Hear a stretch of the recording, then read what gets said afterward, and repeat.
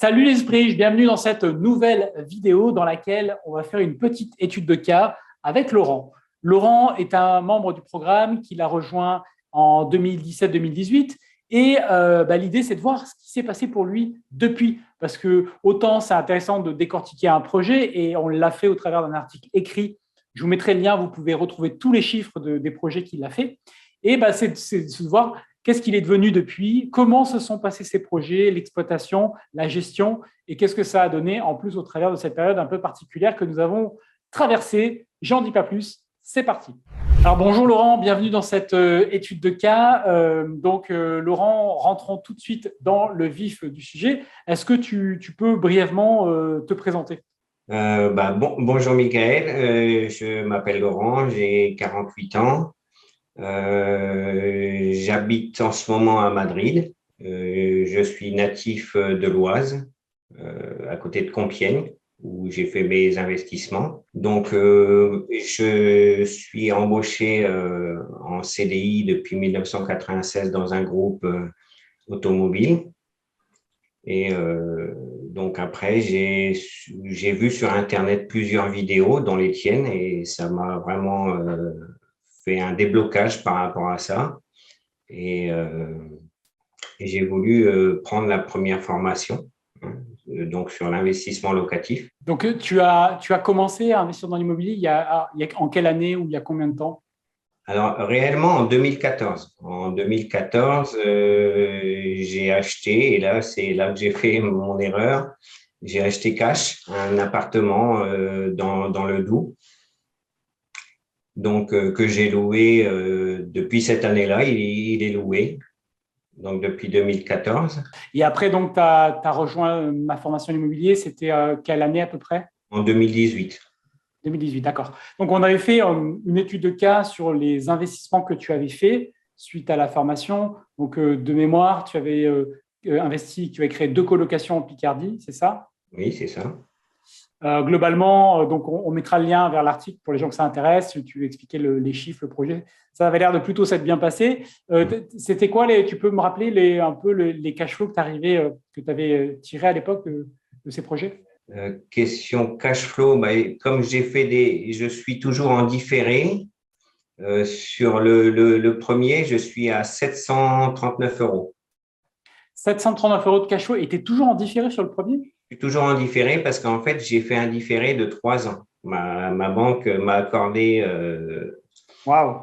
mon différé sur 3 ans. Donc, tout Alors que tu as loué à partir de combien de temps? Donc là, mes 3 ans devraient se finir en novembre de cette année. Ok. Donc tu l'as, mais c'est déjà loué. Les travaux sont terminés depuis longtemps, c'est ça? Oui, oui, oui. En fait, je l'ai acheté en 2019, fin 2019, et donc j'ai fait mes travaux à la suite. Et en mars 2020, j'avais fini mes travaux et j'ai mis en location vers juin, juillet, le temps de tout meubler, de voir avec l'agence et tout ça. Donc, et puis comme c'est des colocations, ça a commencé par l'année scolaire, donc vers août, septembre, quoi. Voilà. Ouais, donc c'est pas mal. Ça te fait quasiment 2 ans et demi quasiment de différés sur lesquels t'as pu encaisser un maximum, quoi. Donc c'est pas mal. Pour refaire la trésor, c'est parfait. Exactement. Donc tu avais fait ces 2 projets à l'époque. Le but de cette étude de cas, ces vidéos, c'est un suivi finalement de qu'est-ce qui s'est passé pour toi. Parce que je fais cette étude de cas parce que souvent on voit des personnes raconter ce qu'elles ont fait et souvent les projets sont récents. Là, ça fait 3 ans, donc ça permet de voir un peu comment ça s'est passé depuis la gestion, l'exploitation, et puis qu'est-ce que tu as refait depuis, comment a évolué ton patrimoine. Donc, comme tu le disais, tu es dans une situation un peu particulière parce que toi, tu vis à Madrid et tu investis en France. Alors déjà, ces 2 colocations que tu avais mis en place, comment ça s'est passé avec le recul là sur les dernières années, même si on a vécu une période un peu particulière récemment, mais voilà, comment ça s'est passé globalement ton, ton exploitation? Alors, pour la première colocation, ça s'est quand même bien passé parce qu'en fait, c'est une colocation de 4 chambres. Et il y a eu, malgré la période de Covid, il y a eu quand même tous les étudiants et les jeunes actifs français. Et sur la deuxième colocation, alors la deuxième colocation, c'était j'ai signé en janvier 2021, mais c'était déjà tout loué. D'accord. C'était déjà tout loué, donc j'ai pas fait de travaux sur celle-ci. Et depuis, c'est même mieux en ce moment parce que j'ai eu un petit peu de vacances locatives. Déjà, parce que j'avais pas les étrangers, les personnes. Parce qu'en fait, il y a deux universités qui sont à côté de ces colocations-là.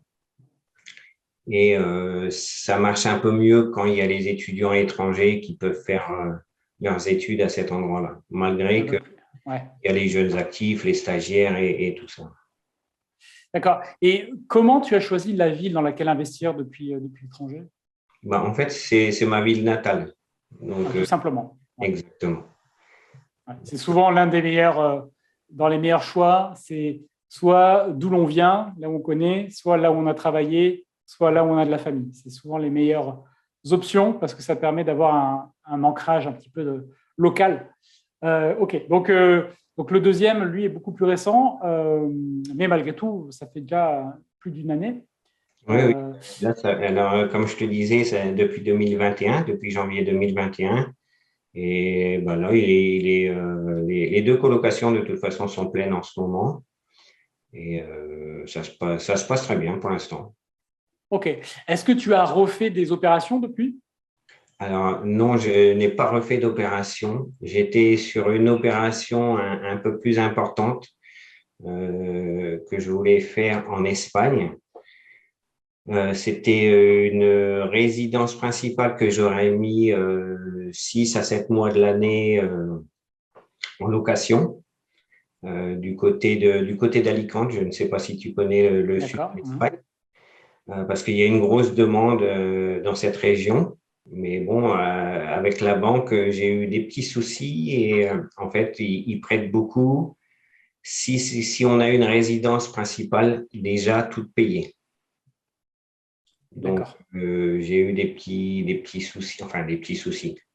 C'est pas des soucis, c'est que j'ai pas eu d'acceptation au niveau de la banque. Mais en même temps, j'avais un deuxième projet. J'ai un deuxième projet que je vais sûrement réaliser plutôt pour la fin de l'année. C'est un investissement sur Bali. Donc là, ça change complètement.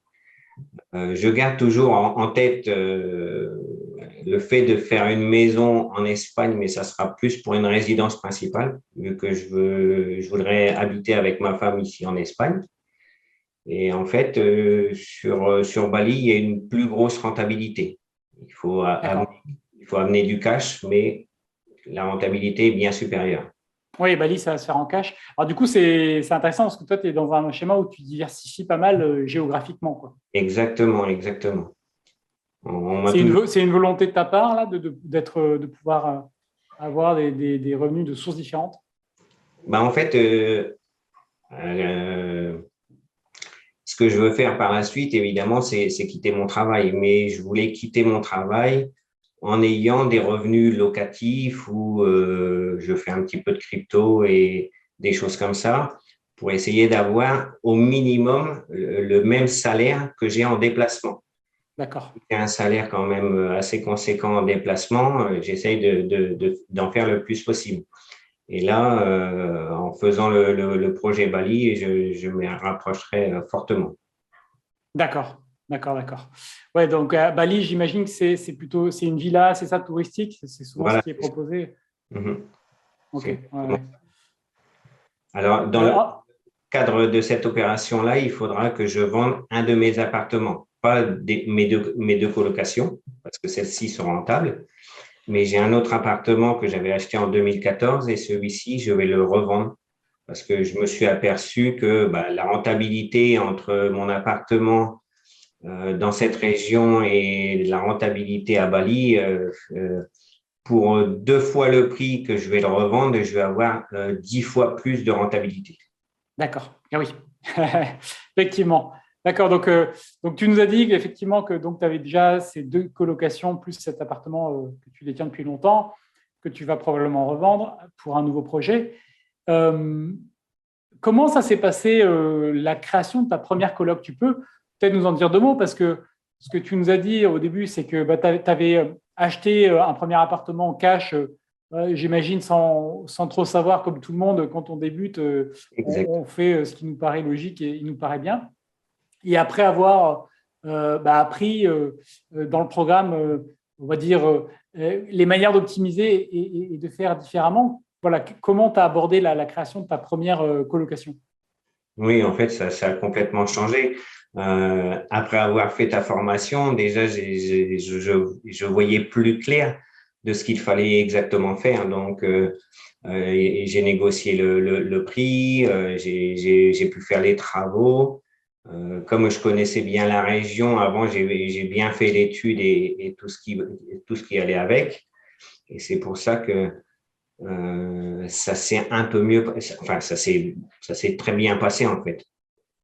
D'accord. Tu estimes à combien l'économie que tu as pu faire sur le projet grâce à ce que tu as appris, que tu ne savais pas? Je saurais pas exactement dire, mais par exemple, l'appartement, c'est un 94 mètres carrés. Je l'ai acheté 98 000 euros. J'ai tout refait dedans, mais un appartement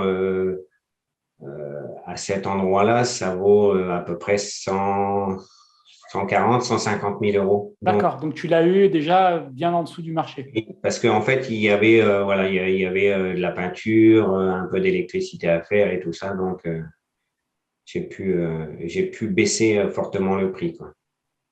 D'accord. Donc, tu as, ouais, bien négocié ton premier achat. Ça, c'est pas mal. J'ai bien Ça, c'est- négocié. Après, j'ai peut-être fait une erreur, c'est dans les travaux, j'ai voulu faire pour que ça soit le mieux possible. Et du coup, j'ai mis une grosse enveloppe travaux, comme la cuisine. En fait, j'ai refait la cuisine, voilà, des peintures, du parquet et tout ça. Et je pense que à refaire, je pense que je mettrais moins d'argent peut-être dans la cuisine, dans les matériaux. Bon, Oui, de toute façon, c'est ça qui est toujours intéressant avec l'immobilier, c'est qu'on apprend constamment en faisant les projets, on se rend compte de ce qu'on pourrait faire différemment sur le projet suivant. exactement. Et du coup, par rapport à ton objectif là, qui est de pouvoir vivre de tes revenus locatifs, tu veux que ça arrive dans combien de temps? C'est quoi le délai que tu te donnes là? Ben, en fait, je m'étais dit, tu sais, comme au début dans ta formation, tu dis fais tes objectifs. Donc, moi, j'étais parti sur 5 ans pour gagner à peu près le même salaire que j'ai en ce moment. Donc, normalement, c'est dans 1 an et demi. Donc, si je peux revendre l'appartement et derrière, du coup, j'aurai les fonds grâce à cet appartement et un apport que j'ai déjà, je pourrais, s'il est revendu à la fin de l'année, je pourrais commencer la construction à la fin de l'année ou début d'année prochaine pour l'avoir fini en fin d'année prochaine. Donc, mes objectifs seraient à peu près dans les temps, comme j'avais dit, à peu Ok. près 5 ans. Bon, bah, cool tout ça. Donc, c'est pas mal. C'est pas mal. Tu aurais atteint ton objectif, celui que tu t'es fixé au départ. D'accord. Et donc, ça te ferait ouais, que tu serais à la retraite, toujours en guillemets, hein, à la Oui, retraite avant tes 50 ans, quoi, au final. voilà, à peu près à mes 50 ans. Ok. Bon, bah, cool, ça c'est un bel objectif. Euh, euh, qu'est-ce que tu as appris sur l'immobilier, tu vois, sur les 3 dernières années là que tu donc là, tu pars sur un projet qui est complètement différent avec la Villa Bali. Est-ce que, par exemple, tu serais amené à refaire, je ne sais pas, une colocation peut-être un peu différente, mais une colocation à nouveau comme tu les as déjà faites? De réinvestir en France, je pourrais le faire. Parce que du côté de la banque, je suis pas au taux d'endettement à 35%, donc je pourrais refaire un crédit. Mais ce qu'il y a, c'est que j'en ai pas forcément envie. J'en ai pas forcément envie parce que à force, bon, c'est pas par rapport à ce qui s'est passé pour les 2 colocations, ça s'est vraiment très très très bien passé. Donc, je pourrais le refaire, mais de vivre en Espagne, ça a changé un petit peu ma philosophie et je veux vraiment rester sur l'Espagne. Donc, refaire en France, bon, on faut jamais dire jamais. Je le referai peut-être, mais je vais plutôt me diversifier dans d'autres pays. Donc, comme la Bali et peut-être après en Espagne. Tu préfères diversifier, c'est ta priorité plutôt que de réinvestir. Donc, même si tu as le financement en France, finalement, où tu pourrais, on va dire, refaire encore une opération qui soit. Alors, c'est vrai que dans ton cas, alors, enfin, on ne l'a pas abordé parce qu'on n'a pas examiné les opérations en détail. Encore une fois, c'est dans l'article, il y a tous les chiffres.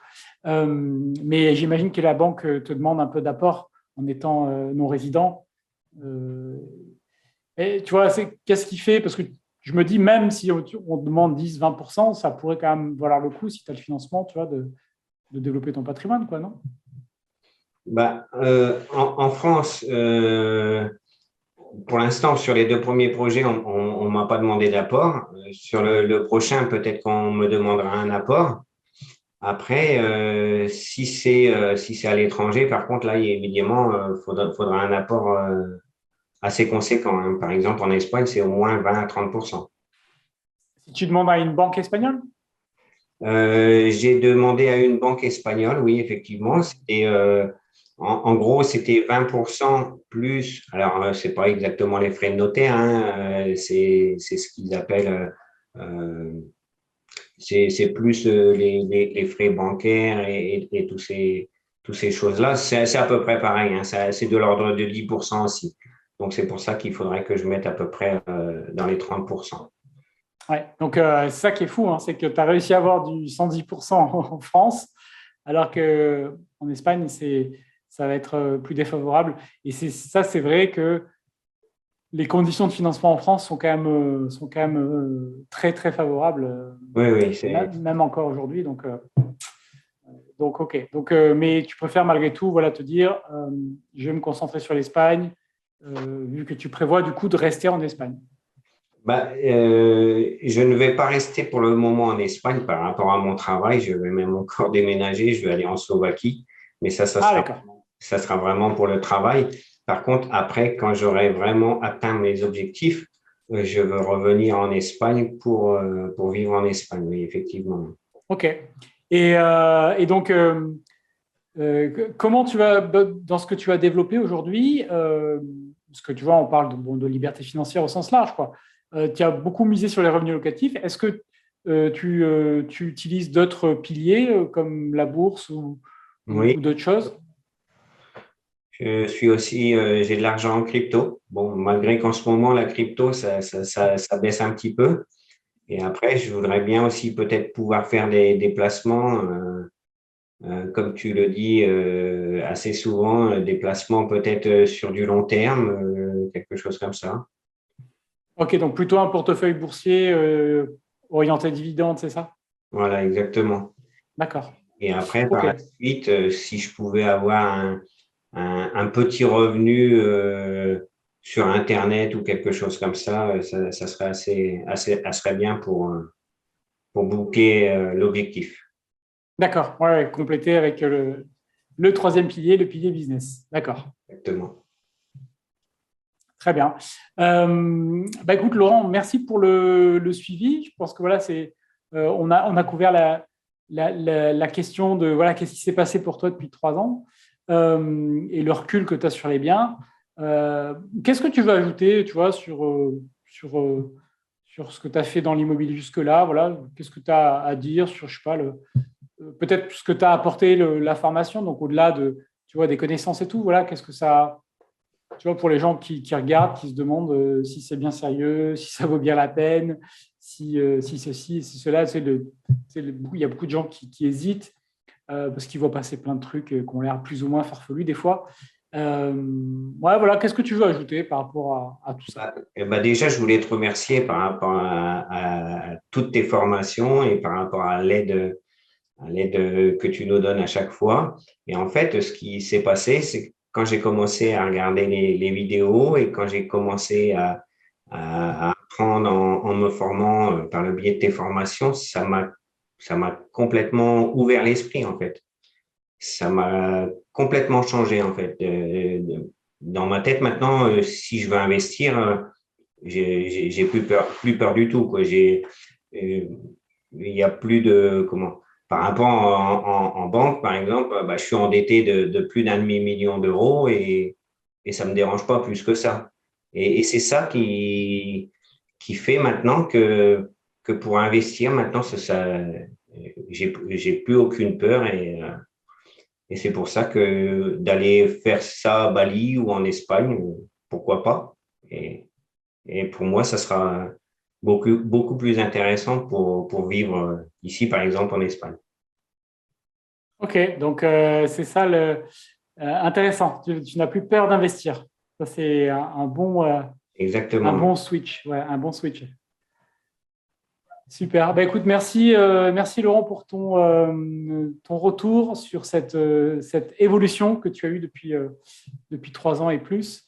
Et puis voilà, on reste en contact sur la suite. Et j'espère que d'ici un an et demi, tu auras atteint ton objectif J'espère aussi. euh, avec ce nouveau projet que tu prévois de faire. Bah, merci. Merci à toi et puis à très bientôt. Au revoir. Au revoir.